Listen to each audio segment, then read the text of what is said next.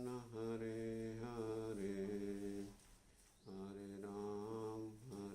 राम राम राम हरे हरे, हरे कृष्ण कृष्ण कृष्ण हरे हरे, हरे राम राम राम हरे हरे, हरे कृष्ण कृष्ण कृष्ण हरे हरे, हरे राम राम राम हरे हरे, हरे कृष्ण कृष्ण कृष्ण हरे हरे, हरे राम राम राम हरे हरे, हरे कृष्ण कृष्ण हरे हरे, हरे राम राम हरे हरे, हरे कृष्ण कृष्ण हरे हरे, हरे राम राम हरे हरे, हरे कृष्ण कृष्ण हरे हरे, हरे राम राम हरे हरे, हरे कृष्ण कृष्ण हरे हरे, हरे राम राम हरे हरे, जय राधा श्याम सुंदर राधे, राधा श्याम सुंदर राधे, राधा गोपीनाथ राधे, राधा गोपीनाथ राधे, कृष्ण बलराम जय कृष्ण बलराम, गौरानिताय जय गौरानिताय, जय प्रभुपाद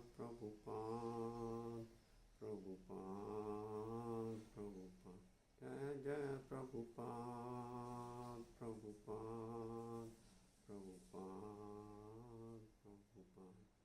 हरिनाम संकीर्तन यज्ञ की जय, संवेद भक्त वृंद की जय। आप सभी का प्रातःकालीन भागवत स्तर में बहुत बहुत स्वागत है। तो आज हमें श्लोक संख्या पे चर्चा करने के लिए कहा गया, वो तीसरा स्कंद 13वां अध्याय श्लोक संख्या 44 इस पे आज हम चर्चा करेंगे। तो पहले मंगलाचरण कर लेते हैं। नमो ओम विष्णुपदाय कृष्णपृष्ठाय भूतले श्रीमते भक्ति वेदांत स्वामिने इति नामिने, नमस्ते सरस्वती देवे गौरवाणी प्रचारिणे, निर्विशेष शून्यवादी पाश्चात्यदेशतारिणे, ओम ज्ञानतिमिरन्धस्य ज्ञानञ्जनशलाकया चक्षुरुन्मीलितं येन तस्मै श्रीगुरुवे नमः। श्रीचैतन्यमनोभीष्टं स्थापितं येन भूतले स्वयं रूप कदा मह्यं ददाति स्वपदान्तिकं, मूकं करोति वाचालं पङ्गुं लङ्घयते गिरिं, यत्कृपातदहं वन्दे श्रीगुरुदीनतारणं, परमानन्दमाधवं श्रीचैतन्य ईश्वरं। श्रीहरि ओम तत्सत्।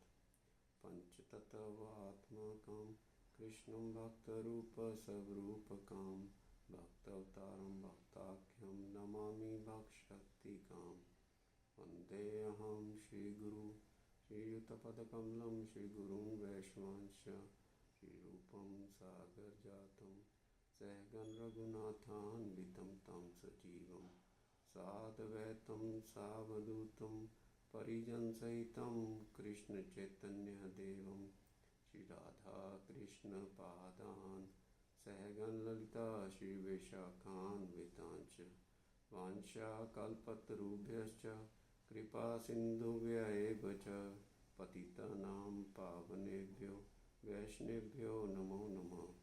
संवेद भक्त वृंद की जय। नामाचार्य शिला हरिदास ठाकुर जी की जय। नमो महावदन्याय कृष्ण प्रेम परदाय ते कृष्णाय कृष्ण चैतन्य नामने गौरत्वेश नमः। तप्त कांचन गौरांगी श्री राधे वृंदावनेश्वरी वृषभानु सुते देवी प्रणम्य हरिप्रिये। हे कृष्ण करुणा सिंधु दीनबंधु जगतपते गोपेश गोपिका कांत श्री राधा कांत नमस्तुते। जय श्री कृष्ण चैतन्य प्रभु नित्यानंद श्री अद्वैत गदाधर श्रीवासादि गौर भक्त वृंद। हरे कृष्ण कृष्ण कृष्ण हरे हरे हरे राम राम राम हरे हरे। हरे कृष्ण कृष्ण कृष्ण हरे हरे हरे राम राम राम हरे हरे।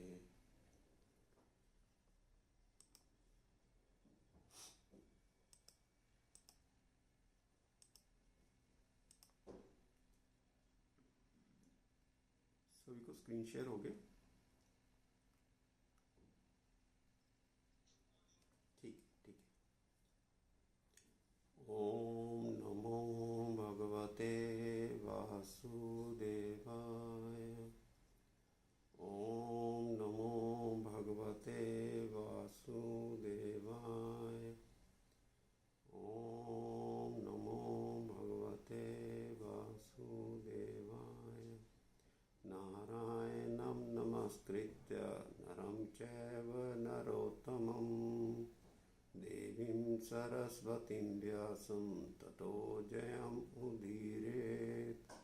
नष्टपरायेषु भद्रेषु नित्यं भागवत सेवया भगवते उत्तम श्लोके भक्तिर्भवति नैष्ठकी। कृष्णाय वासुदेवाय देवकी नंदनाय च नंदगोपकुमाराय गोविंदाय नमो नमः। हरे कृष्ण। तो आज का श्लोक का उच्चारण करते हैं। विधून्वता वेदमयं निजं वपुर् जनस्तपा सत्यनिवासिनो व्ययम्। सटाशिखोद्धत शिवाम्बुबिन्दुभिर्विमर्जमाना वृष्मीशपाविता। विधून्वता वेदमयं निजं वपुर् जनस्तपा सत्यनिवासिनो व्ययम्। सटाशिखोद्धत शिवाम्बुबुन्दुभिर्विमर्जतमाना वृष्मीशपाविता। विधून्वता वेदमयं निजं वपुर् जनस्तपा सत्यनिवासिनो व्ययम्। सटाशिखोद्धत शिवाम्बुबिन्दुभिर्विमर्जमाना भ्रशमीशपाविता।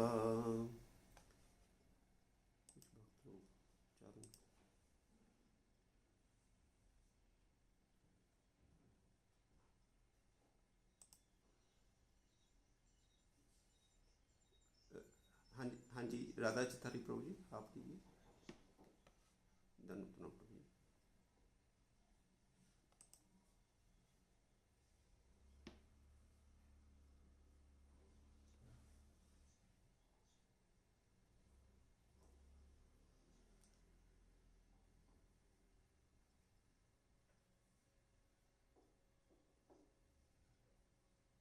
हरे कृष्ण।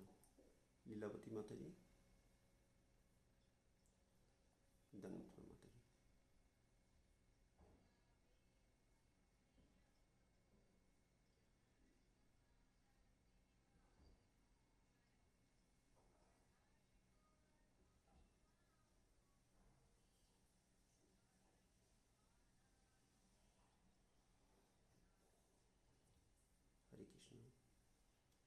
कोई भक्त करना चाहेगा? हरे कृष्णा लादनी माधवी माता जी। हाँ जी, धन्यवाद माता जी।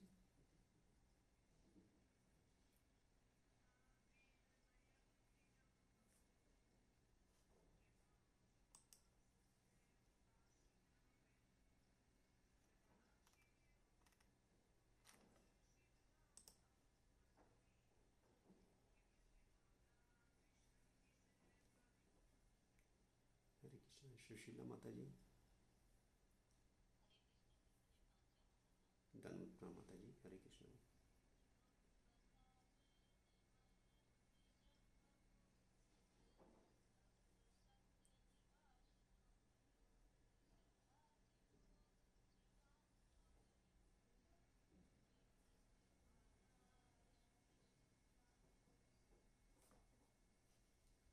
किसी भक्त को मैं छोड़ा तो नहीं है ना? ठीक। हाँ जी, सुषमा माता जी। हाँ जी, हाँ जी, धन्यवाद।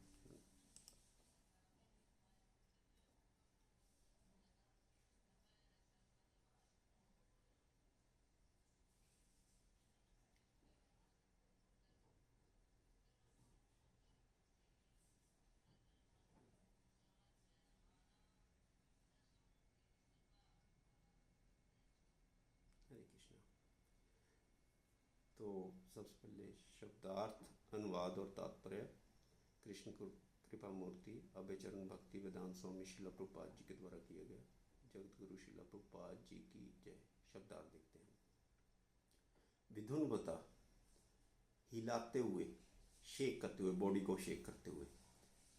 वेद वेदमयम, वेदमयी, जिनका जो काया है, जो शीर उन्होंने धारण किया, वो क्या है? वेदमयी है, साक्षात वेद, वेद रूपी जो निजम, अपना, निज, हम निज बोलते हैं ना, अपना निजम। बपू, शरीर या काया। जना, जनलोक। तपा, तपलोक। सत्य, सत्यलोक। निवासिनी, उन तीनों लोकों के जो निवासी हैं, निवासी। व्यम, हम। सटा, कंधे तक लटकने वाले बाल, जैसे शेर के या शुकर के जो कंधे तक बाल लटकते हैं, शेर के भी, शेर के जाल लटकते हैं, ऐसे शुकर के भी जो कंधे तक बाल लटकते हैं। शिख उद्धत, शिख, शिख का क्या मतलब होता है? जैसे हम बोलते हैं शिखर या शिखा बोलते हैं, हम शिखा रखते हैं, शिख बोलते हैं, शिखर। टॉप मोस्ट पॉइंट जो होता है उसको शिखर हम बोलते हैं। तो उसी तरह से चोटी, यहाँ पे चोटी या शिखा के द्वारा धारण किया होगा, मतलब शिखा के टॉप मोस्ट पॉइंट पे को अंकित करने के लिए हम बोलते हैं शिख उद्धत। शिव, बहुत ही मंगलमय, बहुत शुभ। अंबु, जल। बिंदु भी, उसका एक बिंदु मात्र, एक कण, उस जल के जो बहुत ही शुभ है उसका एक बिंदु मात्र या एक कण के बराबर। विमर्ज, विमर्जमाना, छिड़के जाते हुए हम। भ्रशम, अत्यधिक, भ्रशक प्रयास करना, हम जैसे कहते हैं बहुत भ्रशक प्रयास करना, अत्यधिक, बहुत ज्यादा। ईश, ईश्वर से, हे परमेश्वर। पाविता, पवित्र किए गए। अनुवाद, हे परमेश्वर, निरसंदेह हम जन, तप तथा सत्य लोकों जैसे अतीव पवित्र लोकों के निवासी हैं। फिर भी हम आपके शरीर के हिलने से, आपके कंधे तक लटकते बालों के द्वारा छिड़के गए जल की बूंदों से शुद्ध बन गए। एक और द्वारा पुनरावृत्ति करते हैं। हे परमेश्वर, निरसंदेह हम जन, तप तथा सत्य लोकों जैसे अति पवित्र लोकों के निवासी हैं। फिर भी हम आपके शरीर के हिलने से, आपके कंधे तक लटकते बालों के द्वारा छिड़के गए जल की बूंदों से शुद्ध बन गए हैं। तो संदर्भ क्या चल रहा है? ये कौन कौन कह रहा है? ये, हाँ, ये सारे उन जो 14 भुवनों में से जो ऊपर के 3 लोक हैं, जो टॉप मोस्ट प्लैनेट्स हैं इस पूरे ब्रह्मांड में, सत्य, जन और तप लोक के जो निवासी ऋषि लोग हैं, वो बोल रहे हैं। तो संदर्भ ये है कि जो हम अभी ये कर रहे हैं, अध्याय कर रहे हैं, अध्याय का नाम क्या है, किसको ध्यान है अध्याय का क्या नाम है? वराह भगवान, हम वराह भगवान का प्रकाश है। तो जैसे मैंने पिछली बार भी बताया था कि इसमें मैत्रेय मुनि ने दोनों जो वराह भगवान के प्रकट्य हुए हैं उनको मिक्सअप कर दिए। स्वयंभू मनवंतर में जो श्वेत वराह हुए थे उनको 30वें श्लोक तक उनको डिस्क्राइब करें, और फिर 31, 32, 33 में उन्होंने चाक्षुष मनवंतर में जो नील वराह ने प्रकट्य किया था उनकी लीलाएं की हैं। फिर 33 तक दोनों वराह अवतारों का प्रकट्य डिस्क्राइब करने के बाद 34 से ऋषियों के द्वारा भगवान की स्तुति की जा रही है, भगवान से प्रार्थना की जा रही है। 34 से लेकर 45 तक ये चलेगा। तो ये जो आखिरी के 3 श्लोक हैं ऋषियों द्वारा जो बोले गए हैं, 43, 44 और 45, ये भगवान के आश्चर्यजनक जो लीलाएं हैं उनको बयान कर रही हैं। जैसे 43 में कल आपने सुना होगा, किसको याद है 43 में क्या था? कौन बताएगा 43 में क्या था? तो 43 में वो ऋषिगण सारे बोलते हैं कि ये जो पृथ्वी गर्भोदक सागर में डूब गई थी, ये आपके अलावा और कौन इस पृथ्वी का उद्धार कर सकता था? कौन इसको वापस अपने कक्ष में डाल सकता था? अपने ऑर्बिट में वापस कौन डाल सकता था? आप ही एकमात्र ऐसे हो जो एक कार्य करने के लिए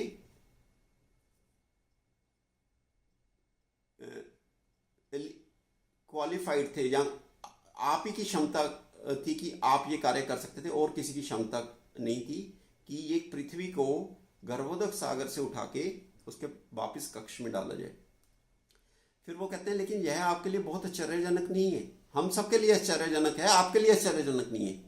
कोई पूछे आपके लिए आश्चर्यजनक क्यों नहीं है, तो कहते हैं कि आपके लिए क्या है, आपके लिए तो खेल मात्र है। आप खेल में कोटि कोटि ब्रह्मांड की सृजन कर देते हो, उनको सृजन कर देते हो, उनका नाश कर देते हो, उनका पालन करते रहते हो। कोटि कोटि ब्रह्मांड खेल में आपके लिए वो खेल मात्र है। तो अगर पृथ्वी को आपने गर्भोदक सागर से बाहर निकाल दिया तो आपके लिए कोई आश्चर्य वाली बात नहीं है, हमारे लिए आश्चर्य की बात है। तो कहने का भाव उनका था कि आप तो संपूर्ण आश्चर्यों के एकमात्र आश्चर्य हैं, कि जितने भी आश्चर्यजनक काम हो सकते हैं, जो भी आश्चर्य, जो भी वंडर्स पॉसिबल हैं, उन सब के भी आप वंडरफुल आश्रय हो, उन सब के भी आप शिरमुखी आश्चर्य हो, आप एकमात्र आश्रय, सारे आश्चर्यों का आप आश्रय हो, अतएव आपके लिए यह कोई आश्चर्य नहीं है। तो इस तरह से 43वें श्लोक में बोलो। तो उसी सीक्वेंस में आज वाला जो श्लोक है कि हम जो पहली बात तो ये बता रहे कि जो जन तप और सत्यलोक के निवासी हैं वो कोई साधारण निवासी नहीं है। वो खुद से कह रहे हैं कि हम अति पवित्र हैं, कि इस 14 भुवनों में, 14 प्लैनेट्स में से जो सबसे पवित्र लोक हैं वो उन लोकों के निवासी होते हैं, जनलोक, तपलोक और सत्यलोक के। ये प्राय मोड ऑफ गुडनेस में रहते हैं, पूरी तरह सात्विक वृत्ति में रहते हैं। रजो और तमोगुण उनको छूता तक भी नहीं है, मतलब बहुत ही रेयर इंस्टेंसेस होगा कि कभी रजो और तमोगुण उनको संपर्क भी कर पाए। प्राय सतोगुण में रहते हैं, तो इतने शुद्ध होते हैं, इतने पवित्र होते हैं। तो उसी के लिए वो बोले कि हम तो अति पवित्र हैं। हम जो जन तप और सत्यलोक के निवासी हैं पहले से ही अति पवित्र हैं, लेकिन फिर भी आपके वेदमय शरीर के हिलने से विधुनवता, जब आपने वो शरीर हिलाया, आपका वेदमय शरीर हिलाया, और उसके हिलाने से क्या हुआ कि उसके द्वारा जो छिड़का हुआ शुभ जल था, शुभ जल मतलब शिवम्बु बिंदुबीर, शुभ जल की कुछ बूंदें, बहुत छोटी छोटी बूंदें जब हमारे शरीरों पे गिरी तो हमारा शरीर शुद्ध हो गया। हमारा शरीर जो पहले से ही अति पवित्र था, अति पवित्र शरीर जो पहले से, उसमें अगर मान लो कोई ट्रेसेस बचे भी थे, अशुद्धता के ट्रेसेस बचे भी थे, आपके जल के ईंटें पड़ने से वो क्या हो गया, वो पूरी तरह पवित्र हो गया। तो सबको अच्छे से समझ में आया अनुवाद। अब हम तात्पर्य पढ़ते हैं प्रभुपाद जी का। इसमें तात्पर्य में प्रभुपाद जी कह रहे हैं, सामान्यतः शुक्र के शरीर को अशुद्ध माना जाता है। यहाँ पे कौन सा अवतार लिया है भगवान ने? शुक्र अवतार, बड़ा अवतार शुक्र अवतार है। तो प्रभुपाद जी इसमें हम बहुत डिटेल में जाएंगे, अभी आप ज़्यादा उस पर जितना समझ में आ रहा है, अगर कुछ नहीं समझ में आएगा तो हैंड रेज करके पूछ लेना प्रभुपाद जी के तात्पर्य में, लेकिन इसमें से काफ़ी डिटेल में जाने की जरूरत है।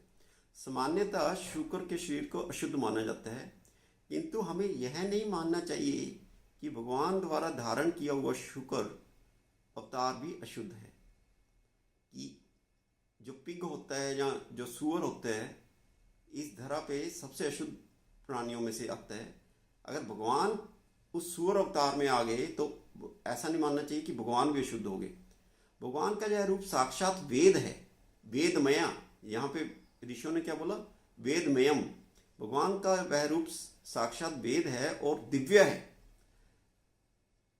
जन तप तथा सत्य लोकों के निवासी भौतिक विश्व के सर्वाधिक पवित्र व्यक्ति हैं। जैसे मैंने बताया कि टॉप मोस्ट जो पर्सनैलिटीज होती हैं, जो पूरी तरह शुद्ध हो चुकी होती हैं, जिनमें रजो और तमोगुण का संपर्क नहीं रहता, जो प्राय सत्य सात्विक वृत्ति में रहते हैं, उनको उस लोक का निवास मिलता है। तो वो प्रभुपाद जी वही बता रहे हैं कि ये जो भी लोग हैं ये सर्वाधिक पवित्र व्यक्ति हैं, किंतु क्योंकि ये लोग भी भौतिक जगत में स्थित हैं, अतः उनमें भी अनेक भौतिक अशुद्धियां हैं।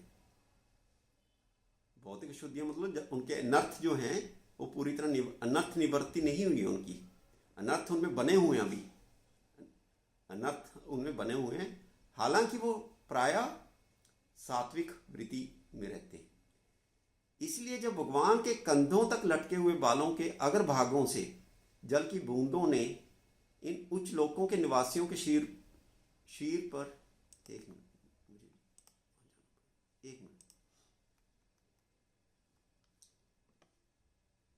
उच्च लोकों के निवासियों के शीरों पर छिड़की गई तो वे अपने को शुद्ध हुआ अनुभव कर रहे थे।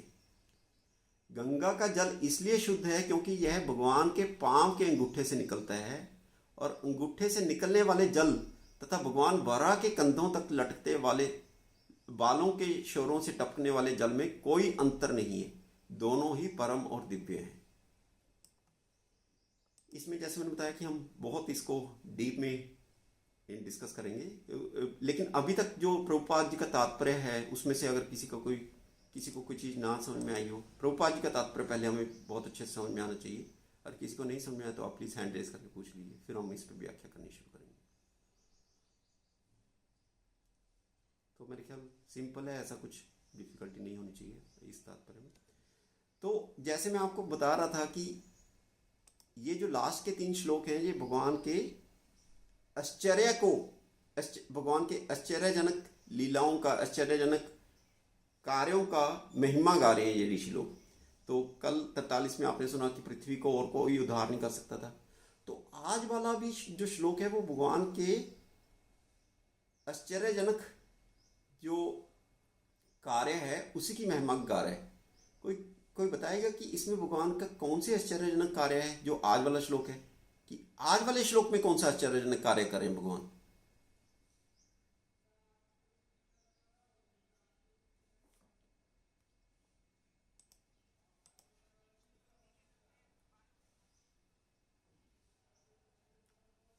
और कोई भक्त?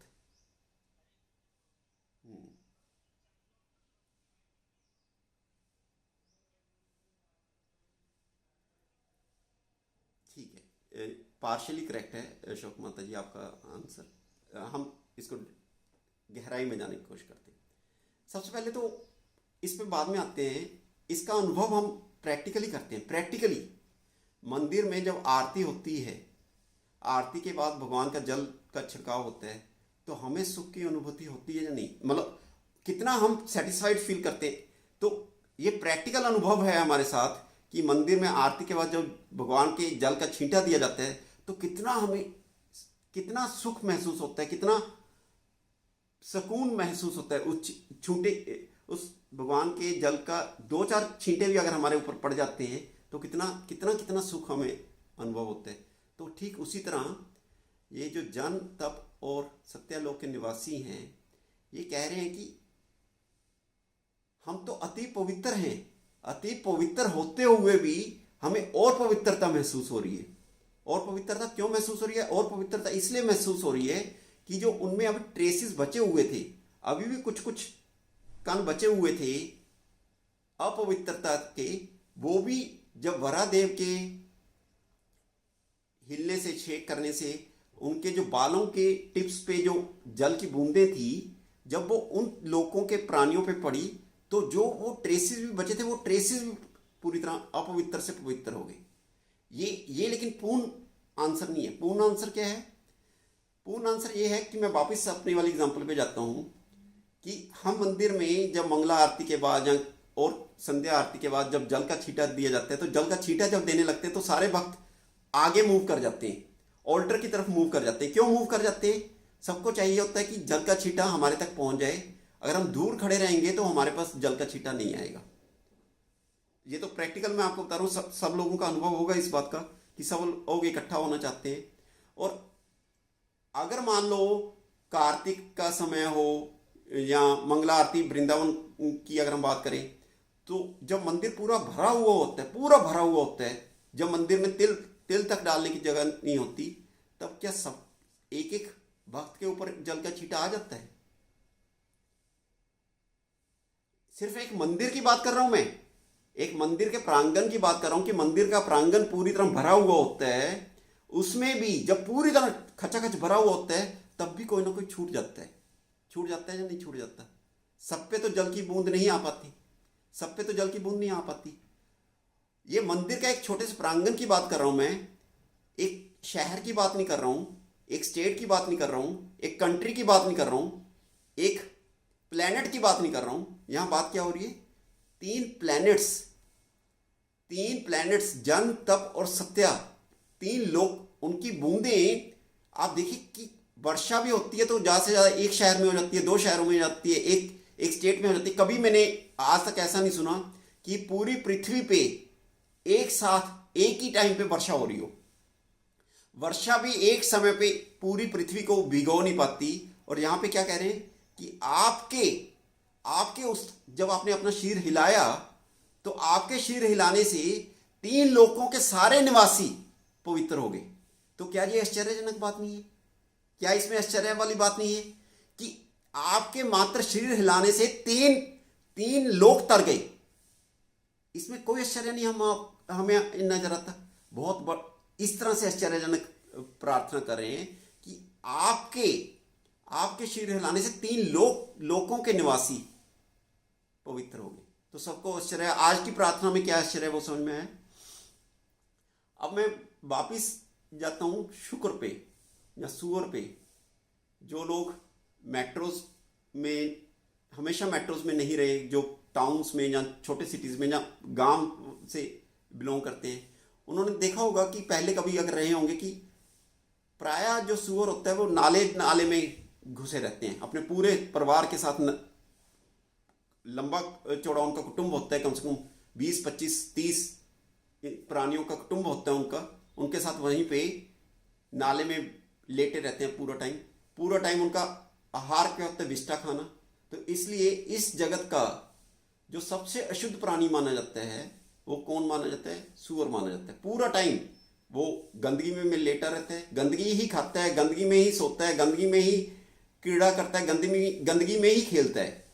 तो क्या होता है कि कई बार मान लीजिए ऐसा होता था कि कोई नाले के पास से जा रहा होता था तो वो कीड़ा करने लगता था, जब नाले से बाहर आता था तो अपना शीर हिलाने लगता है।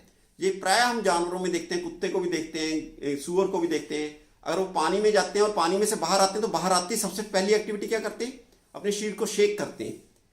तो अगर मान लीजिए कोई इंसिडेंटली या एक्सीडेंटली उस टाइम नाले के पास से जा रहा होता था और सुअर उस वक्त कीड़ा करनी शुरू कर दे या सुअर बाहर निकले वहां से, तो वो शीर को हिलाता था तो उसके छींटे क्या पड़ेंगे? जो उसके पास में से जा रहा है उसके ऊपर पड़ेंगे।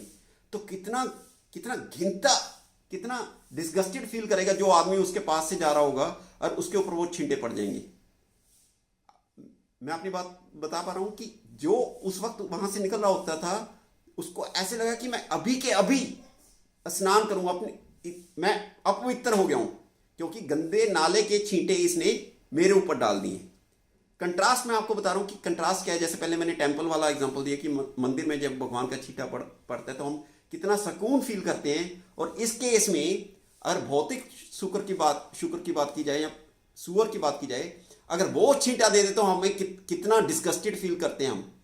तो इससे क्या, यही प्रभुपाद जी ने पहली पंक्ति में बोला है कि सामान्यतः तो शुक्र जो होता है बहुत ही अशुद्ध माना जाता है, कि अगर उसका छींटा पड़ जाए तो हम क्या मानते हैं अपने आप को कि अपवित्र हो गया।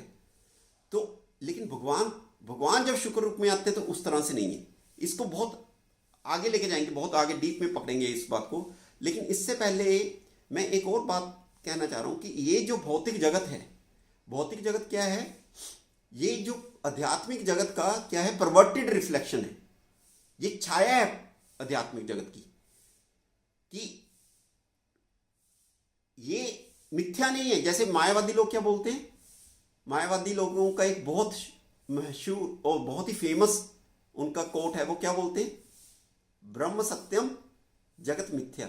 ये मिथ्या नहीं है, छाया कभी मिथ्या नहीं होती। हम अपनी छाया, जैसे हम अपनी छाया देखते हैं, अपनी शैडो देखते हैं, क्या हमारी शैडो इमेजिनरी होती है ना एक्चुअल रियल शैडो होती है।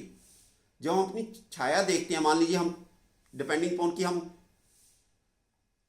सूर्य हमारे सिर पे है या सूर्य हमारे किस स्थिति पे है, उस हिसाब से हमारी छाया चेंज होती रहती है। कभी छाया आगे बनती है, कभी पीछे बनती है, कभी छाया बनती ही नहीं है। ऐसा भी हो सकता है कि हमारी छाया ना बने। लेकिन जब छाया बनती है तो क्या वो हमारे माइंड की या हमारे ब्रेन की इमेजिनेशन होती है, या छाया उस वक्त होती है वहां पे? छाया एक्चुअली होती है। इसी तरह से ये जो भौतिक संसार है ये मिथ्या नहीं है, ये इमेजिनरी नहीं है। ये जैसे छाया एग्जिस्ट करती है उसी तरह से ये भौतिक ब्रह्मांड भी इमेजिनरी नहीं है, ये मिथ्या नहीं है। तो मायावादियों का जो वो श्लोक है कि ब्रह्म सत्यम जगत मिथ्या, पूरी तरह से गलत है। जैसे फिर मैं अपनी छाया वाली एग्जांपल पे आता हूं। छाया कभी बनती है, कभी नहीं बनती, ऐसा जरूरी नहीं है। अगर मान लीजिए सूर्य आपके सिर के ऊपर है तो छाया नहीं बनेगी आपकी। तो छाया हमेशा बने इसकी कोई गारंटी नहीं है। छाया कभी बन भी सकती है, कभी नहीं भी बन सकती। उसी तरह से ये जो भौतिक जगत है ये प्रकट भी हो सकते हैं, अप्रकट भी रह सकते हैं। छाया जैसे प्रकट भी हो सकती है, अप्रकट भी रहती है। इस बिल्कुल उसी तरह से ये जो भौतिक ब्रह्मांड है ये हर समय प्रकट नहीं रहते। इसीलिए इनको क्या बोला जाता है, अस्थाई, टेम्परेरी। ये जो भौतिक जगत है ये टेम्परेरी है, मिथ्या नहीं है। मिथ्या और टेम्परेरी में बहुत बड़ा डिफरेंस है। मिथ्या होता है कि हमारे ब्रेन की इमेजिनेशन है, ये ब्रेन की इमेजिनेशन नहीं है, ये रियलिटी है लेकिन टेम्परेरी है। इस बात को हमें अच्छे से समझना चाहिए। दूसरा हमें ये समझना चाहिए कि आध्यात्मिक जगत का ये परवर्टेड रिफ्लेक्शन है। परवर्टेड का क्या मतलब होता है कि आध्यात्मिक जगत में जो कुछ बहुत ऊंचा गिना जाता है, जब उसकी छाया में भौतिक जगत में उसी चीज को देखा जाता है तो वो बहुत निम्न गिना जाता है। फॉर एग्जाम्पल जो भगवत प्रेम है, वो आध्यात्मिक जगत की सबसे ऊंची स्थिति का ऊंची वस्तु है। लेकिन वही जब इस भौतिक संसार में आता है तो वो किसका रूप ले लेते हैं, काम का रूप ले लेते हैं। और काम इस जगत का सबसे निम्न वस्तु है। ऐसे हम देखते हैं कि जो आध्यात्मिक जगत होता है, आध्यात्मिक जगत में द्वंद नहीं होते, और इस भौतिक जगत में क्या होता है, द्वंद बने रहते हैं। जैसे धूप और छाया, गर्मी और सर्दी, दिन और रात, राग और द्वेष, ये सारे यहाँ के द्वंद हैं। सुख और दुख, ये भौतिक जगत के क्या है, द्वंद हैं। लेकिन अगर हम आध्यात्मिक जगत की बात करें तो वहां द्वंद नाम की कोई चीज नहीं होती। जैसे यहाँ पे मैं सुख और दुख का एग्जांपल लेता हूं। सुख और दुख यहाँ पे होते हैं, तो आध्यात्मिक जगत में क्या होता है, कौन बताएगा आध्यात्मिक जगत क्या होता है?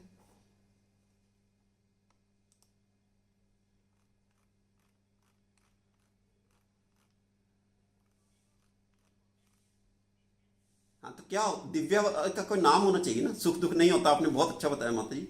दिव्य वाले को हम बोलते क्या है, परमानंद, परमानंद। हाँ, तो वहां सुख नहीं होता, वहां पे आनंद होता है। क्योंकि हमें सबको ये बात समझनी चाहिए, जो सुख और दुख हम बोलते हैं वो शरीर से संबंधित अवस्थाएं हैं, वो आत्मा से संबंधित अवस्थाएं नहीं है, वो शरीर से संबंधित अवस्थाएं हैं। आत्मा तो सिर्फ आनंद ही अनुभव कर सकती है, आत्मा कभी सुख और दुख अनुभव नहीं कर सकती, ये शरीर अनुभव करता है। तो इस तरह से हमें ये समझना चाहिए कि ये जो हम जब इस भौतिक ब्रह्मांड में जब जन्म लेते हैं, तो हम जब जन्म लेते हैं तो हम किस लिए, हमारा जो शरीर किससे निर्धारित होता है, हमारे पूर्व जन्मों में किए गए कार्यों के अनुसार, और हमारा जो स्वभाव बना है पूर्व जन्म के कार्यों के आधार पे, जो हमारा स्वभाव होता है उसके आधार पे हमें शरीर मिलता है। कि जैसे सुअर का स्वभाव के हिसाब से उस प्राणी को सुअर का शरीर मिलता है, क्योंकि जिस प्राणी का स्वभाव इस तरह का होगा कि उसको विष्टा खाना पसंद है, उसको विष्टा में रहना पसंद है, विष्टा में ही कीड़ा करना पसंद है, उसको उसका क्योंकि स्वभाव उस तरह का है, इसलिए उसको उस तरह का शरीर प्रदान किया जाता है। और स्वभाव कैसे निर्धारित होता है, हमारे पूर्ववर्ती जन्मों के कार्यों के ऊपर हमारा स्वभाव निर्भर करता है। तो हमारा शरीर हमारे हाथ में नहीं होता कि हमें कौन सा शरीर मिलेगा, हमें जानवर का मिलेगा, पक्षी का मिलेगा, पेड़ का मिलेगा, पौधे का, हमारी मर्जी से हमें हमारा शरीर नहीं मिला, हमारे स्वभाव के अनुसार हमारा शरीर हमें मिलता है। लेकिन जब भगवान प्रकट होते हैं तो वो अपनी मर्जी से किसी भी जीव, किसी भी प्राणी, किसी भी शरीर को अपना लेते हैं। तो इसमें बहुत बड़ा अंतर है कि जब भगवान ने वराह अवतार लिया था तो उन्होंने शुक्र का शरीर अपना लिया था। शुक्र का शरीर हमारी तरह, जो इस भौतिक जगत में शुक्र होता है, सुअर होता है, उसको अपनी मर्जी से शरीर नहीं मिलता, लेकिन भगवान ने अपनी मर्जी से सुअर का शरीर लिया था। तो ये बहुत बड़ा अंतर है। जैसे मैं बता रहा था कि ये जो आध्यात्मिक जगत का शैडो है, ये पूरे जो भौतिक ब्रह्मांड है, ये क्या है, आध्यात्मिक जगत का शैडो है। तो यहाँ सिर्फ द्वंद्व हैं, और जब तक हम द्वंद्वों में फंसे हुए हैं तब तक हमारी यात्रा आगे नहीं बढ़ रही। हमारी यात्रा भौतिक ब्रह्मांड से आध्यात्मिक ब्रह्मांड की तरफ नहीं बढ़ रही। जैसे मैंने बताया कि हम अपने आप को शरीर मान के ही सारे कार्य करते रहते हैं, उसी दुख सुख को अपना मानते हैं, शरीर के सुख और दुख को अपना सुख और दुख मानते हैं, उसी की प्लानिंग में सारा जीवन निकाल देते हैं। तो इस तरह से हम क्या होते हैं, इस 84 लाख के चक्कर में फंसे रहते हैं। लेकिन अगर हमें यात्रा अपनी आगे बढ़ानी होती है तो हमें क्या करना होता है, ये द्वैत से अद्वैत की जर्नी पे जाना होता है। कि ये जो द्वंद्व हैं, द्वंद्वों को छोड़ के अद्वैत की जर्नी में जाना होता है। और उससे भी पहले क्या करना होता है कि हम जब ये शरीर देखते हैं, मान लीजिए सुअर का शरीर देखा, तो हम क्या करते हैं कि उसमें बैठा हुआ जो प्राणी है, प्राणी को तो हम देखते नहीं है, हम प्रायः हम सबको आइडेंटिफाई किससे करते हैं, शरीर से करते हैं, ना कि चिन्मय वस्तु से करते हैं। जबकि शरीर तो उसका आउटर कवरिंग है। किसी भी प्राणी का, चाहे वो सुअर के शरीर में है, चाहे वो कुत्ते के शरीर में है, चाहे वो मनुष्य के शरीर में, वो तो एक मात्र उसका आउटर कवरिंग है। लेकिन हम किसी को आइडेंटिफाई किससे करते हैं, उसके आउटर कवरिंग से करते हैं, ना कि उसकी एक्चुअल आइडेंटिटी, जो उसका चिन्मय रूप है, जो उस जीव स्वरूप से हम आइडेंटिफिकेशन नहीं करते। तो हम सारी प्लानिंग उसी से करते रहते हैं। और यहाँ तक कि हमारी इतनी बुद्धि खराब हो गई है कि जो जड़ और चेतन का मिला हुआ है, जैसे कोई भी शरीर इस भौतिक ब्रह्मांड में कोई भी शरीर होता है, वो जड़ और चेतन दोनों का मिलके बना हुआ होता है। उसमें हम जड़ देखते हैं, ये तो चलो एक लेवल की मूर्खता है। लेकिन अगर हम चिन्मय को भी जड़ देखें, उससे बड़ी मूर्खता कोई नहीं हो सकती। जैसे कि यहां पे अगर भगवान का जो शुक्र रूप है, उसको भी हम जड़ स्थिति से देखेंगे कि ये तो सुअर रूप है, ये भगवान कैसे हो सकते हैं, एक सुअर भगवान कैसे हो सकता है। या उसके आगे हम जाएं, मंदिर में जो अर्चा विग्रह होता है, उसमें अगर हम जड़ बुद्धि रखते हैं, जब तक हमें पूरी तरह ये बात हमारे हृदय में धसी नहीं होती कि नहीं, ये विग्रह नहीं है, ये अर्चा विग्रह जो है, ये साक्षात सच्चिदानंद रूप है। हमारी महामूर्खता आम जनों की क्या है कि ये तो एक आइडल वर्शिपर्स हैं, कि मूर्ति पूजा करने वाले हैं, वो उसको मूर्ति मानते हैं। जो मंदिर में अर्चा विग्रह की स्थापना की होती है, उसको क्या मानते हैं, ये तो मूर्ति है, ये तो मेटल की या स्टोन की या वुड की या पेंटिंग की मूर्ति की पूजा करते हैं। तो उस एक चिन्मय वस्तु को जड़ मानना महामूर्खता है। तो सबसे बड़ा जो हमारा पाप है, सबसे बड़ा पाप क्या है कि हम चिन्मय को भी जड़ मानते हैं। तो हमारी जर्नी शुरू कहाँ से होती है? जब ये शुद्धिकरण की जो जर्नी है वो कैसे शुरू होगी? जब हम कम से कम चिन्मय को चिन्मय माने। सेकंड स्टेज होगी जब हम जड़ और चिन्मय में से जड़ को नहीं देखेंगे, चिन्मय देखेंगे। कम से कम चिन्मय को चिन्मय देखना शुरू करें, वो हमारी शुरुआत है कि जो हम भगवान के अर्चा विग्रह का दर्शन करें, भगवान की लीला का दर्शन करें, भगवान की कथा का श्रवण करें, कम से कम उसमें हम चिन्मयता देखें, उसमें हम जड़ता ना देखें। ये हमारा फर्स्ट स्टेप है। सेकंड स्टेप क्या है कि देहात्म बुद्धि, अपने लिए कम से कम पहले शुरुआत अपने से करें कि अपने इस देह को मैं ना मानना, अपने आप को देह ना मानना, अपने आप को जीव मानना, ये सेकंड स्टेप है। थर्ड स्टेप क्या है फिर कि जो बाकी देह हम देखते हैं, अपनी देह की बात नहीं अब मैं कर रहा, जो बाकी देह देखते हैं उसमें भी देह का दर्शन ना करते हुए उसके अंदर विराजमान जीव का दर्शन करना, ये थर्ड स्टेज है या फाइनल स्टेज है।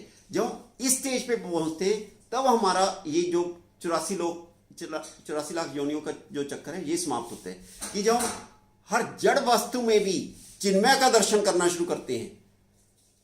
चिन्मय, सबसे पहली स्टेज मैंने क्या बताई? चिन्मय को चिन्मय जानना, चिन्मय को जड़ ना जानना, ये पहली स्टेज है। वहां से हमें फिर बल मिलता है, वहां से हमें बुद्धि मिलती है। भगवान हमारे अंदर जो परमात्मा स्वरूप में बैठे हुए हैं वो हमें बुद्धि देते हैं कि हम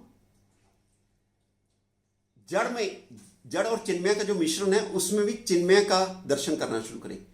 पहले अपने में अपने आप को देह ना मानना, देहात्म बुद्धि का त्याग करना, फिर जितने भी बाकी देह हैं उनमें भी चिन्मय का दर्शन करना और उनको देह ना मानना। देह तो मात्र ये मान के कि ये इसके स्वभाव के अनुसार इसको ये शरीर मिल गया, टेम्परेरी ये शरीर मिला हुआ है, लेकिन ये तो इसका आउटर कवरिंग है। जब हम ये मानना शुरू कर देंगे कि ये तो इसका आउटर कवरिंग है, फिर वो जो भी कार्य हमारे साथ करता है उसके प्रति हमारा रिएक्शन होना बंद हो जाएगा, क्योंकि हम ये मानते हैं कि ये तो आउटर कवरिंग जो कार्य कर रहा है वो तो आउटर कवरिंग कर रहा है, अपने पुराने स्वभाव के कारण कर रहा है। जीव वो कार्य नहीं कर रहा, तो हमारा रिएक्शन उस जीव के प्रति अपने आप नलीफाई होना शुरू हो जाता है और हमारा कर्मों का जो चक्कर होता है वो वहां पे टूट जाता है, क्योंकि हमारे कर्म बनने बंद हो जाते हैं। जो हम रिएक्ट नहीं करेंगे किसी जीव के प्रति तो हमारे कर्म कैसे बनेंगे? तो वही हमारा एकमात्र तरीका होता है कि हम कर्मों के साइकिल को कैसे काटना है। ये मैंने आपको 3 स्टेप प्रोसेस बताया कि पहले चिन्मय को चिन्मय थ्योरेटिकली नहीं जानना, प्रैक्टिकली उसको अनुभव करना, उसको अच्छे से अपने हृदय में उतारना कि चिन्मय चिन्मय है। उसके बाद फिर अपने को देह ना मानना, आत्मा मानना, फिर दूसरे सारे प्राणियों में आत्मा का दर्शन करना। इससे पहले कि हम आगे चलें, यहां तक किसी को कोई बात ना समझ में आई हो?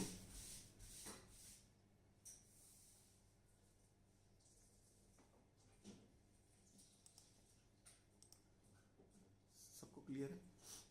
ठीक है। तो उसके बाद इसी चीज को श्रीमद् भगवत गीता का 2:41 श्लोक में क्या, किसी को याद? 2:41 क्या था?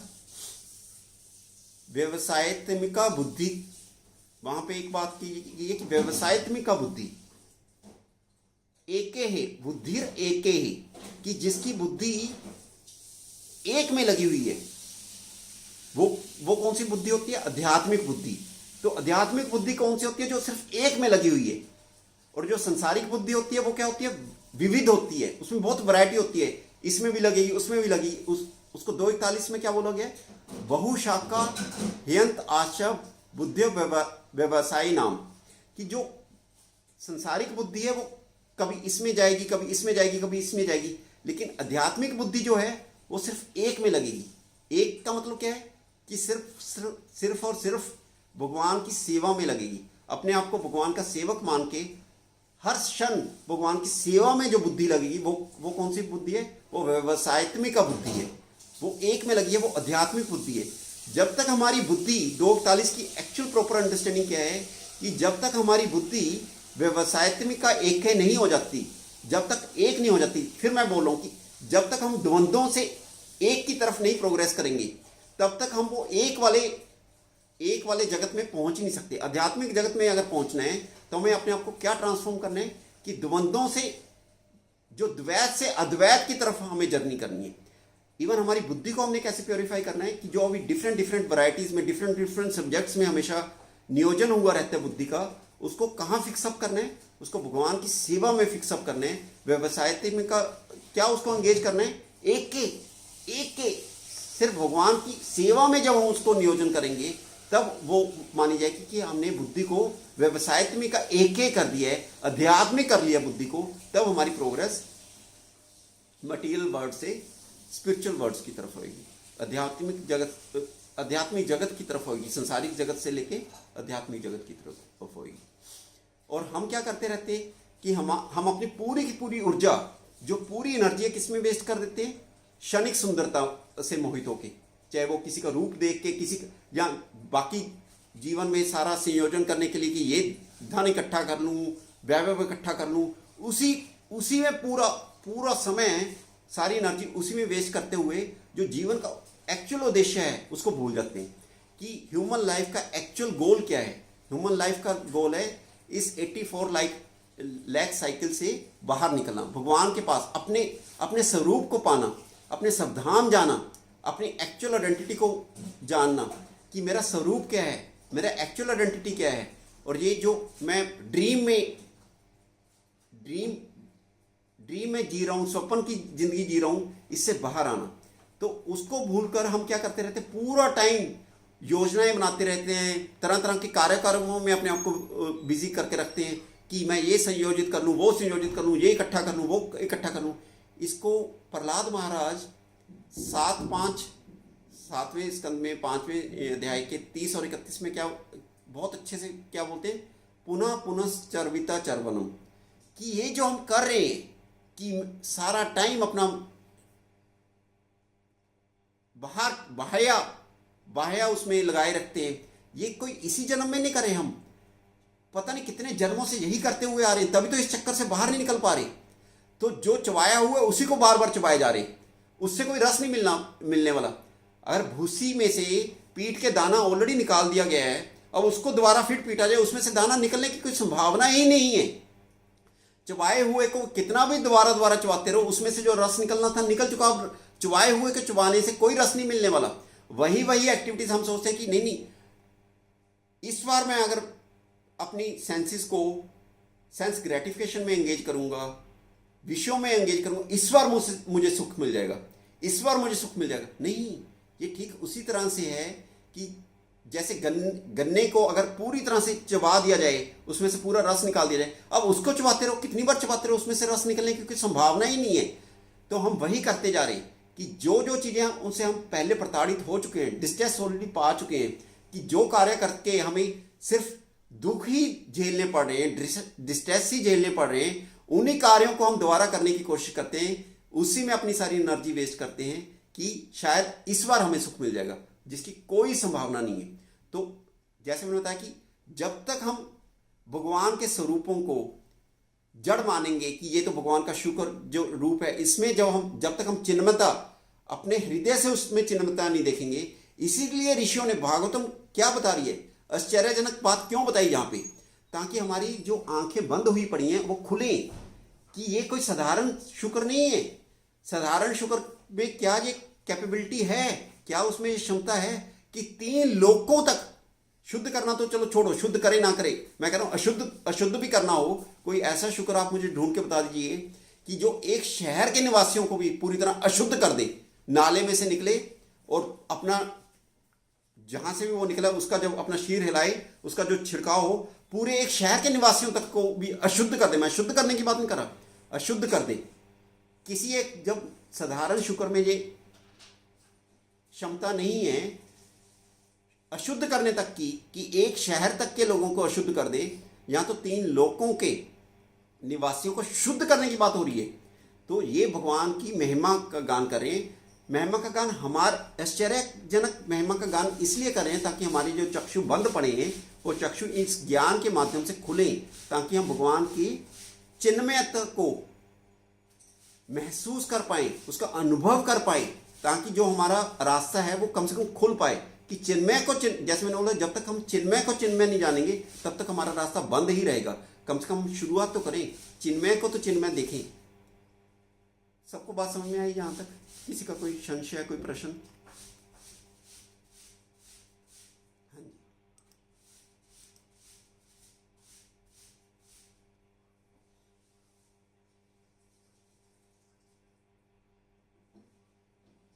यही तो बताया माता जी मैंने कि भगवान का आकार इतना बड़ा था, इतना बड़ा था, चाहे वो शुक्र स्वरूप में थे। हमने पहले पढ़ा था, इतना बड़ा आकार था, इतना बड़ा आकार था कि जब उन्होंने अपनी बॉडी हिलाई, कि इतनी बड़ी बॉडी का आकार था कि उनकी बूंदें 3 लोकों तक जाके गिरी और 3 लोकों के हर निवासी तक जाके गिरी। तो ऐसा कोई साधारण सुअर कर सकता है क्या? ये पहली आश्चर्यजनक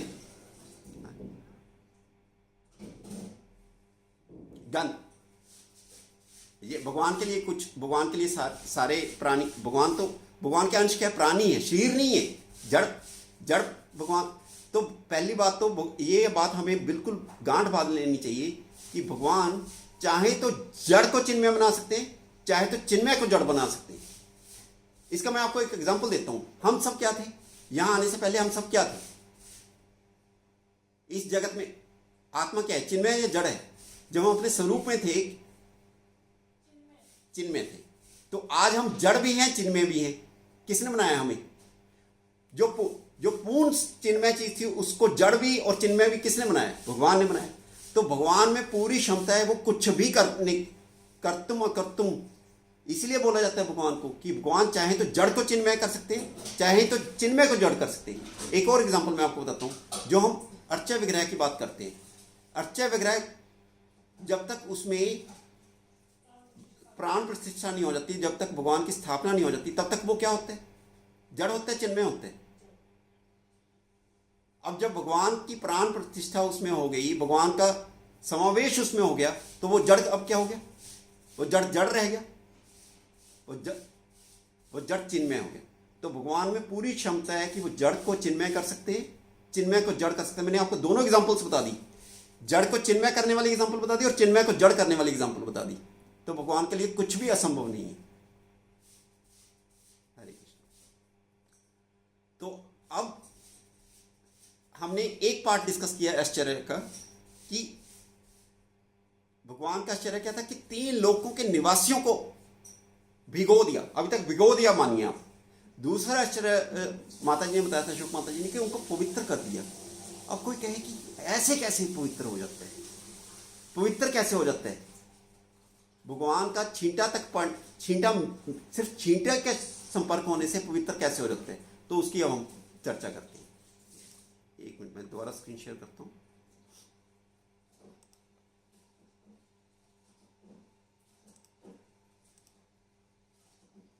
सभी को स्क्रीन नजर आ रही है ना? ये ईशोपनिषद का 8वां मंत्र नजर आ रहा है ना सबको स्क्रीन पे?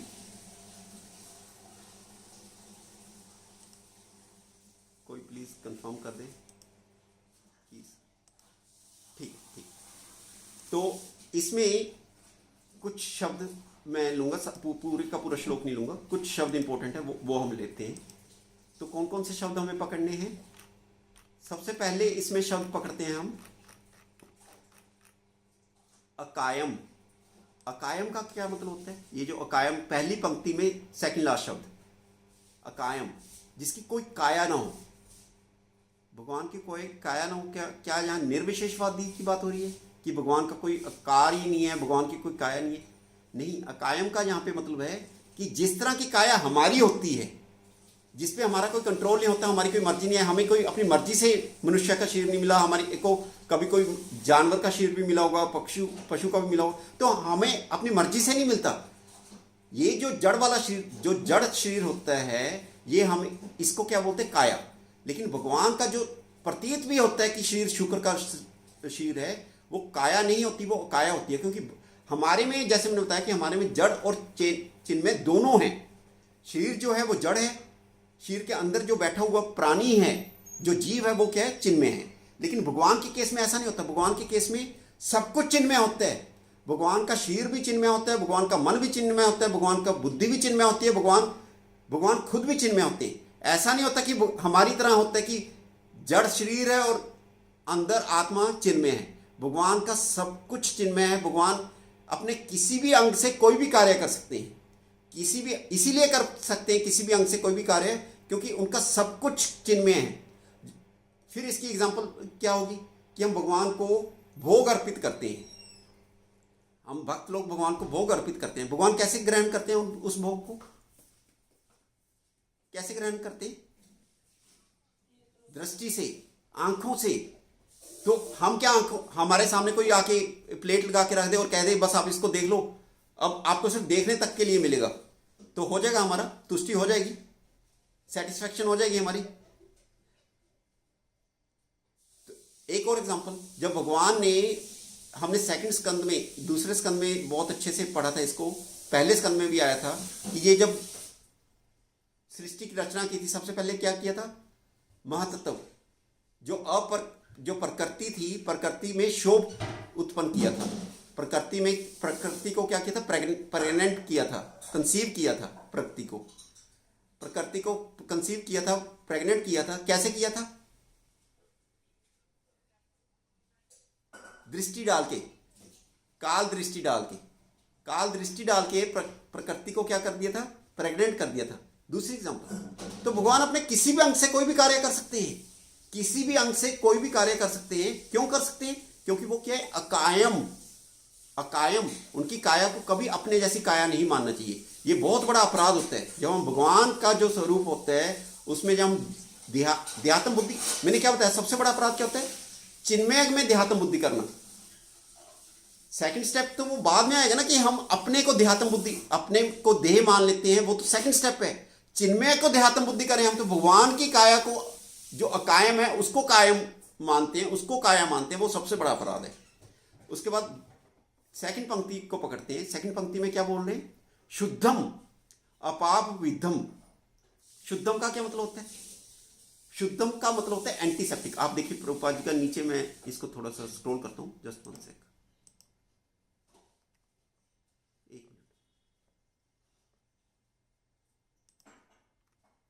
आप देखिए शुद्धम का क्या मीनिंग दिया है प्रभुपाद जी ने? एंटीसेप्टिक। और अपाप विद्धम प्रोफिलैक्टिक। कि शुद्धम का, शुद्ध तो हम जानते हैं कि शुद्ध कर दिया,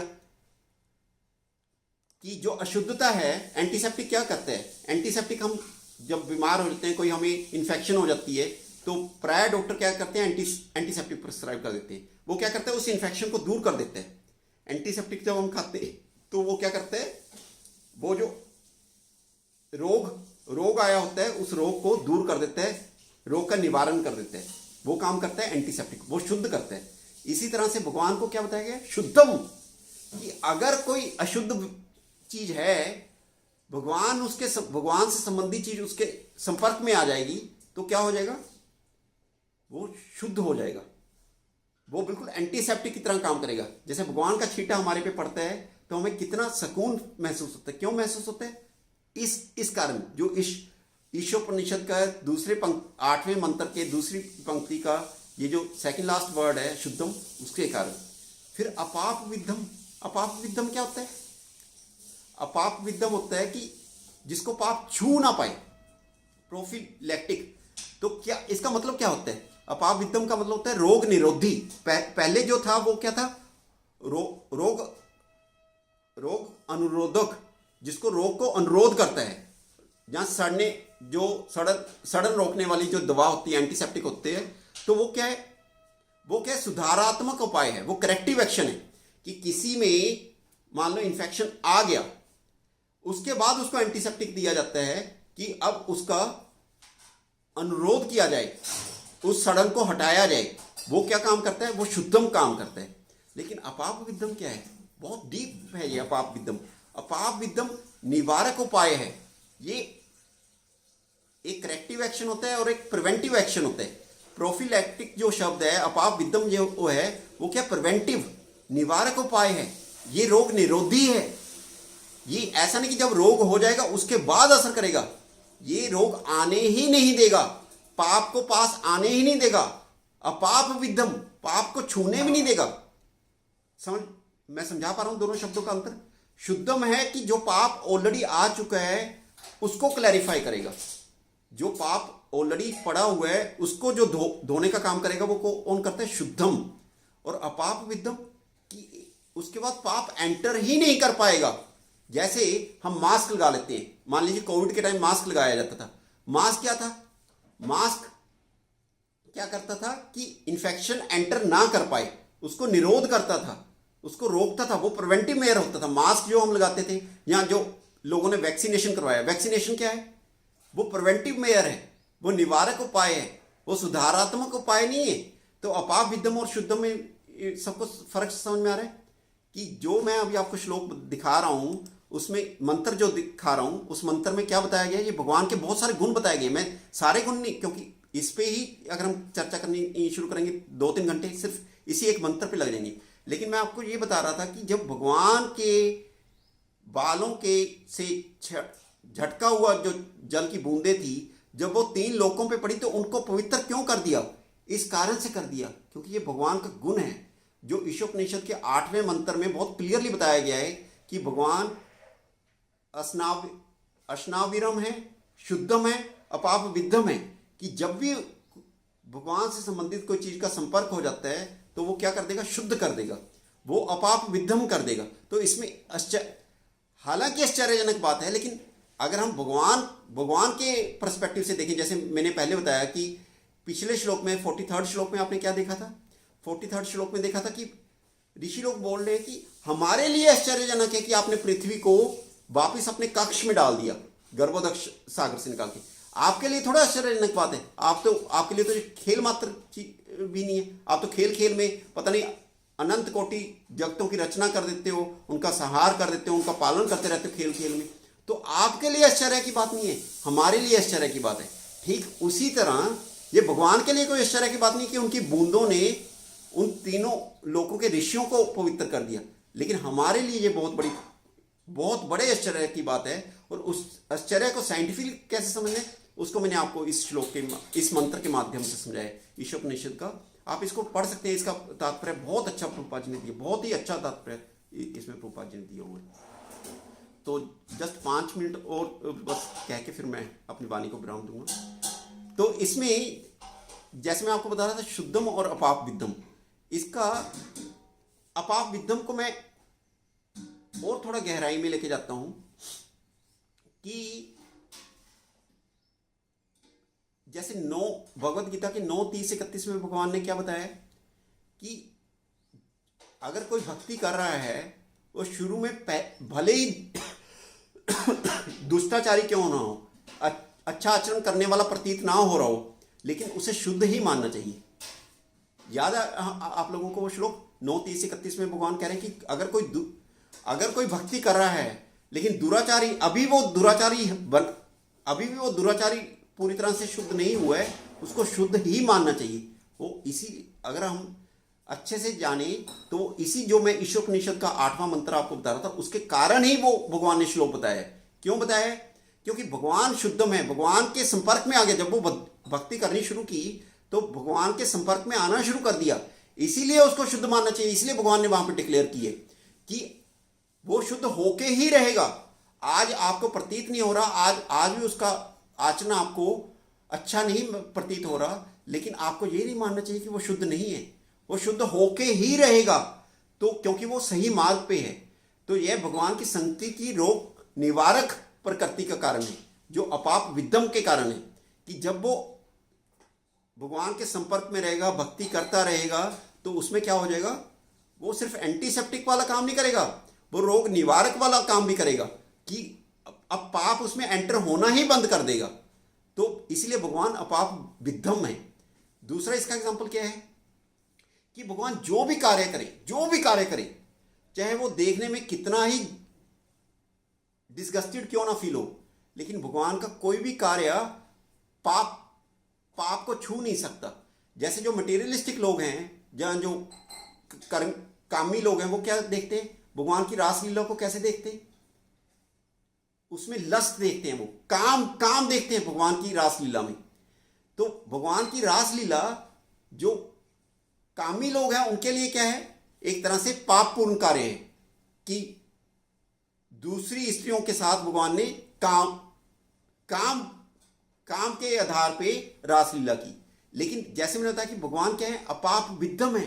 भगवान जो भी कार्य करते हैं, जब भक्त लोग उसी रासलीला को सुनते हैं, उसी रासलीला को जो भक्ति के माध्यम से सुनते हैं, तो भक्त की क्या होती है, शुद्धि हो जाती है।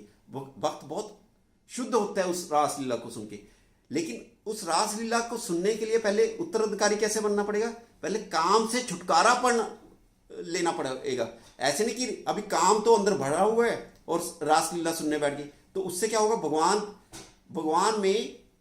भगवान के कार्य में काम नजर आएगा। हमें काम नजर आए तो भगवान के प्रति अपराध हो जाएगा। इसीलिए कहा जाता है कि रासलीला तब तक नहीं सुननी चाहिए जब तक कि काम से निवृत्ति ना हो जाए। जब काम अपने हृदय में होगा तो उसमें भी भगवान की लीला में भी काम रिफ्लेक्ट होगा, क्योंकि जो कुछ हमारे हृदय में होता है वही सामने रिफ्लेक्ट होता है। जो हमारे हृदय में होता है वही सामने रिफ्लेक्ट हो रहा होता है। तो भगवान के कार्य में भी, भगवान की दिव्य लीला में भी हमें वो काम नजर आता है। इस कारण हम अपराधी बन जाते हैं। तो ये मैंने एक और एग्जांपल दिया कि भगवान कोई भी कार्य करें, चाहे वो पाप की दृष्टि वाला नजर आ रहा होता है, लेकिन वो पाप उसमें नहीं होता, क्योंकि भगवान क्या है, अपाप विद्धम है। इसी तरह से हम सूर्य का एग्जांपल दे सकते हैं कि सूर्य जब कोई बाहर मान लीजिए विष्टा करके आता है या मल त्याग के आता है या कुछ भी करके आता है, तो क्या होता है कि जब तो वो त्याग के आता है उसमें से बहुत गंध आ रही होती है, बहुत स्मेल आ रही होती है, लेकिन कुछ दिनों बाद उसमें से गंध आनी बंद हो जाती है। क्यों गंध आनी बंद हो जाती है? जब सूर्य का तेज उस पर पड़ता है तो सूर्य उसको क्या कर देता है, एज ए एंटीसेप्टिक का काम करता है, उसमें से सारी जो अशुद्धता होती है वो गायब कर देते हैं। आप देखिए कि वही विष्टा जिसमें से इतनी गंध आ रही होती है, जिसके पास खड़े होना मुश्किल होता है, वही बाद में क्या बन जाता है, मन्योर बन जाता है। वही जो इतना अशुद्ध था, अब वो मन्योर के रूप में काम करता है कि जब फील्ड्स में उसको डाला जाता है तो वो फसल को उगाने में हेल्प करता है। तो अगर सूर्य कोई दिव्य नहीं है, भगवान की तरह भगवान नहीं है सूर्य एक देव है। जब देवता में इतनी शक्ति है, इस जो कि भौतिक ब्रह्मांड का हिस्सा है, सूर्य के एक भौतिक ब्रह्मांड का हिस्सा है, जब सूर्य में इतनी शक्ति है कि वो सबसे जो बेकार चीज है विष्टा में से जो पाप है, जब उसमें से जो दुष्टीकरण है वो हटा सकते हैं, तो भगवान के संपर्क में जब कोई आ जाएगा तो उसमें से पाप या अशुद्धिकरण क्यों दूर नहीं हो जाएगा। तो इसी के साथ मैं अपनी वाणी को यहाँ पे विराम देता हूँ। किसी का कोई संशय है, कोई आप सिद्धांत कहा गया मुझसे या कोई त्रुटि हुई तो आप प्लीज करेक्ट कर सकते हैं। हरे कृष्ण। ग्रंथराज श्रीमद् भागवत महापुराण की जय। संवेद भक्त वृंद की जय। हरे कृष्ण। धन्यवाद।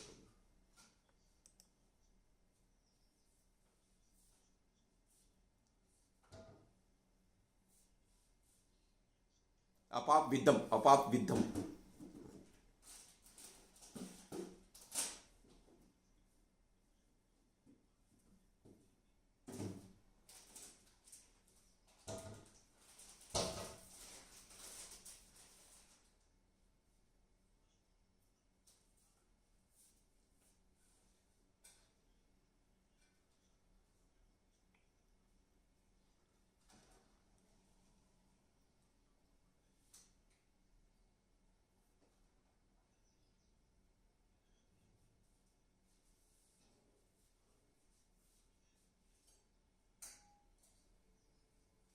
प्रभुपाद इसको बहुत अच्छे तरीके से समझाते हैं। प्रभुपाद का जो एग्जाम्पल है ना, वो दोनों तरीके से हम ले सकते हैं।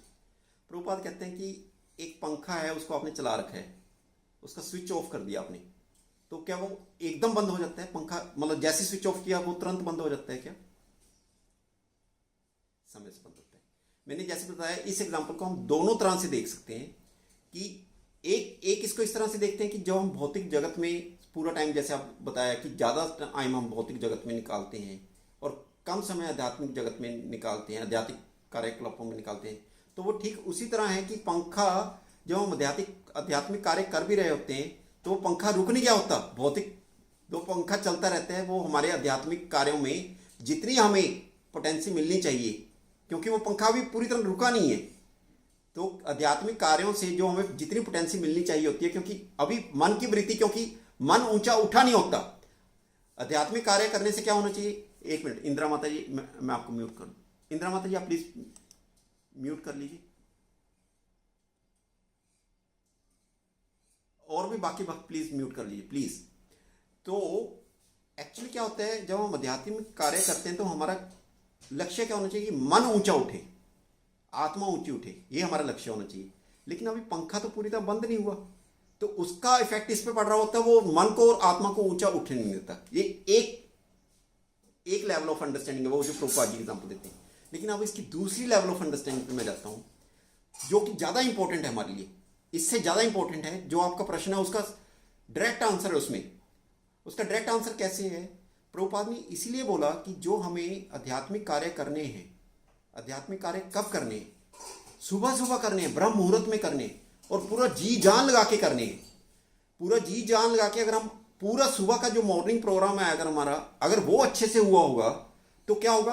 पंखा अब जो फुल स्पीड पे हमने चलाया आध्यात्मिक कार्य करके सुबह सुबह, वो कौन सा फुल स्पीड पंखा चलाया? आध्यात्मिक कार्यों वाला। अब मान लीजिए मैं ऑफिस जा रहा हूँ या कहीं जा रहा हूँ, जहाँ बिजनेस में जा रहा हूँ, तो अभी भले ही मैं आध्यात्मिक कार्य नहीं कर रहा, भले ही मैं भौतिक लोगों के संपर्क में हूँ, लेकिन अगर मैंने वो पंखा फुल स्पीड पे चलाया था सुबह, बहुत अच्छे से चलाया था, तो पंखा जब मैं अब भौतिक लोगों का संपर्क में जा रहा हूँ, तो पंखा एकदम बंद नहीं हो जाएगा, उसका प्रभाव रहेगा, उसका प्रभाव रहेगा। तो ये डिपेंड करता है कि हमने कितनी सिंसियरली, कितनी इंटेंसफुली अपना मॉर्निंग का कार्यक्रम किया है। वो हमारे को डिपेंड करता है कि हमारे पे जो हम भौतिक जगत में जाके लोगों के संपर्क में आते हैं, उसका इफेक्ट हमारे पे आने देगा या नहीं आने देगा। और पंखा ही हमने एक नंबर पे चलाया था सुबह, तो एक नंबर पे चलाया था, वो बंद करेंगे 1 सेकंड में बंद हो जाएगा। पंखा चलाया था पांच नंबर पे, उसको बंद करोगे तो उसको टाइम लगेगा बंद होने में, वो घूमता रहेगा, काफी देर तक घूमता रहेगा। 1 नंबर पे चलाया होगा तो वो तुरंत बंद हो जाता है। तो ये डिपेंड करता है कि हम पंखा जो सुबह चलाना है वो 5 नंबर पे चलाया है, 4 नंबर पे चलाया है, 1 नंबर पे चलाया है, वो हमारे पे निर्धारित है। लेकिन हरे कृष्ण, हरे कृष्ण माता, हरे कृष्ण, धन्यवाद, प्रणाम।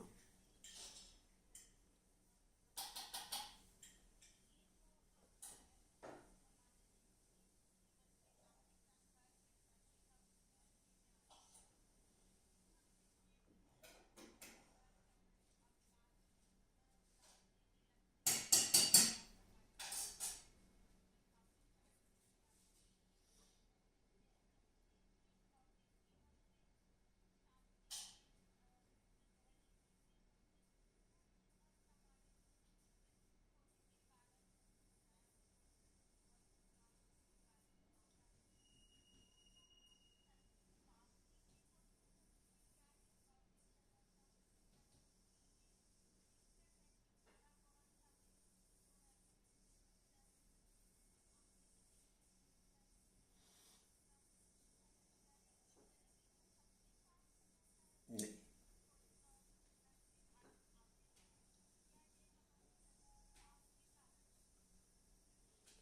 थैंक यू सो मच माता जी। इस प्रश्न का मैं 3 लेयर्स में आंसर दूंगा, एक में दूंगा तो वो गलत हो जाएगा।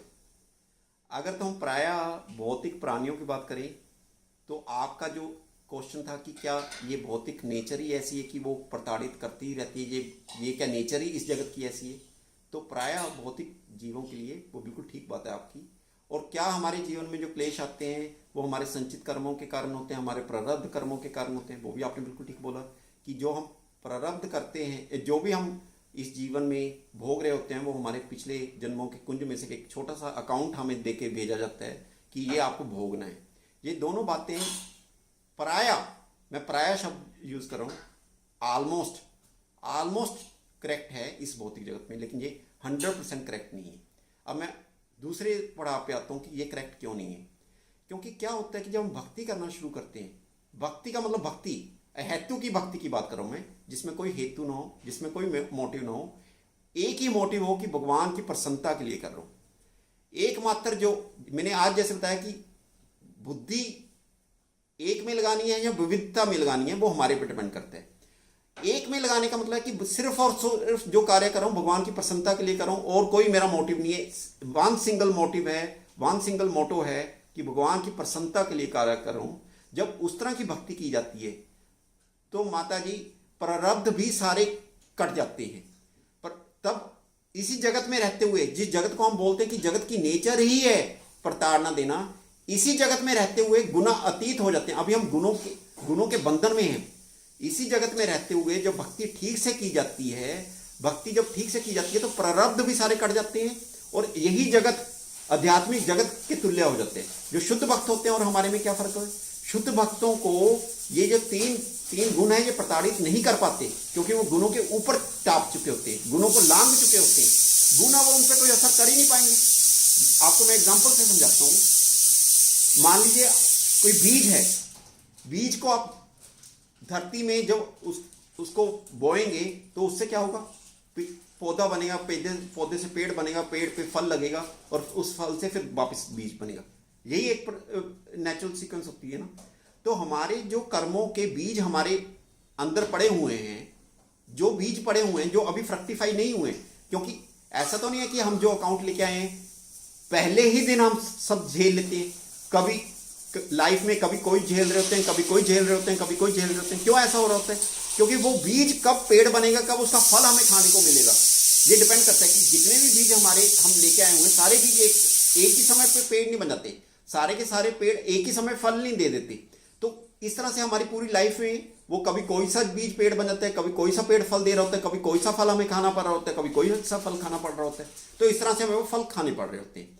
लेकिन आप उन्हीं बीजों को फ्राई पैन में डाल लीजिए, तेज आंच पे फ्राई कर दीजिए, तेज आंच पे फ्राई पैन में डाल के अगर बीजों को फ्राई कर दीजिए और अब उनको जाके मिट्टी में बो दीजिए तो पौधा का पेड़ बन जाएगा। फ्राई किए हुए बीज जो एकदम आपने फ्राई कर दिए हैं, क्या अब वो पेड़ या पौधे में कन्वर्ट हो सकते हैं मिट्टी में बोने के बाद?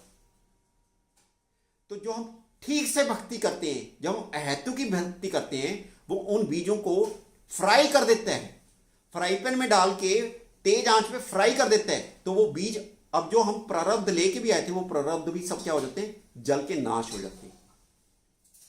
डज दैट आंसर माता ji? Does that clear? Hare Krishna, Hare Krishna. और किसी भक्त का कोई संशय? तो ठीक है, फिर हम अपनी वाणी को यहीं पे हाँ जी, दंड प्रणाम माता जी।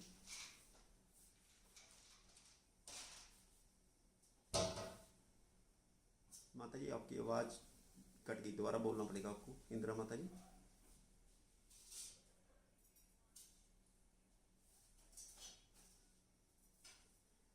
मानस पुत्र माता जी जो मन से उत्पन्न हुए हैं, वो ये भागवत में हमने पिछले ही कुछ श्लोकों में पढ़ा था। वहां पे मानस जो है, मैंने आपको बताया था कि मन से तो नारद जी कैसे उत्पन्न हुए थे? डेलिब्रेशन से हुए थे, वो मन से नहीं हुए थे, उनको मानस पुत्र नहीं गिनना चाहिए। बाकी जो थे ऐसे जो 4 कुमार थे वो भी उनके, हाँ, जो मरीचि, अंगीरा, अत्रि, ये जो ऋषि थे ये सारे मानस पुत्र गिने जाते।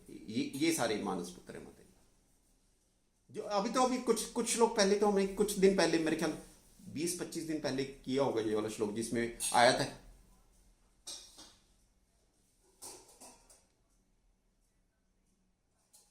ये चेंज होते रहते हैं माता जी। जैसे मैंने बताया ना, आपको पहले बताया कि जैसे ब्रह्मा जी भी जो हैं, ब्रह्मा जी खुद चेंज होते रहते हैं, इंद्र चेंज होते रहते हैं, सप्तऋषि चेंज होते रहते हैं। एक्चुअली ब्रह्मा जी की एक दिन में 14 मनवंतर होते हैं। मनवंतर का क्या मतलब होता है? मनवंतर कि जब दो मनुओं के बीच का जो टाइम होता है उसको अंतर होता है, उसको मनवंतर बोलते हैं।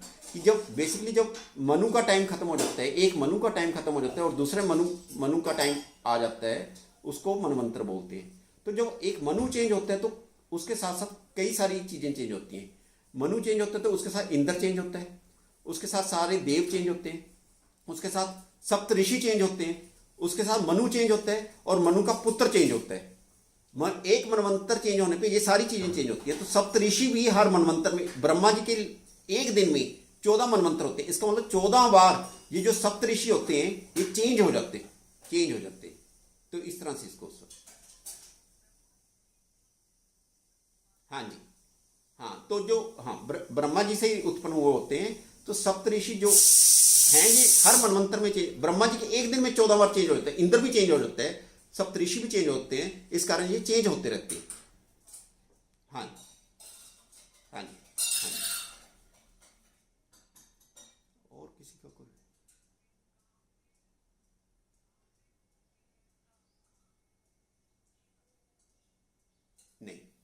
ऐसा मैंने कहीं नहीं पढ़ा माता जी, मैंने कहीं नहीं पढ़ा। वो जो अनिरुद्ध थे ना,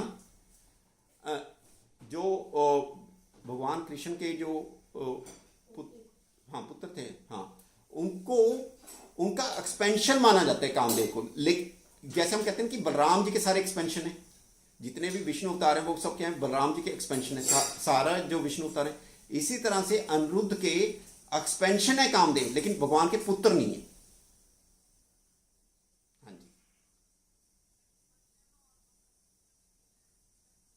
बहुत बड़ा डिफरेंस है माता जी। जैसे हम ये कहें कि बलराम जी और बलराम जी के एक्सपेंशन जितने भी विष्णु अवतार हैं, चाहे वो महाविष्णु है, चाहे गर्भोदक विष्णु है, चाहे क्षीरोदक, तो वो तो एक्सपेंशन है ना, एक्सपेंशन। और तो इसी तरह से पुत्र नहीं कह सकते, वो अनिरुद्ध का एक्सपेंशन है।